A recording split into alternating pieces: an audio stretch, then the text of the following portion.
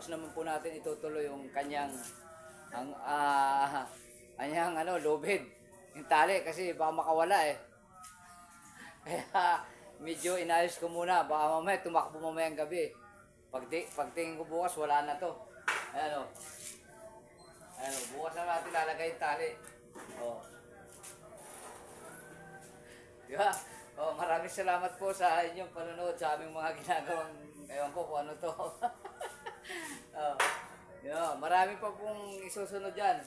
Abangan nyo na lang yung mga susunod naming video. Okay po, salamat po ulit.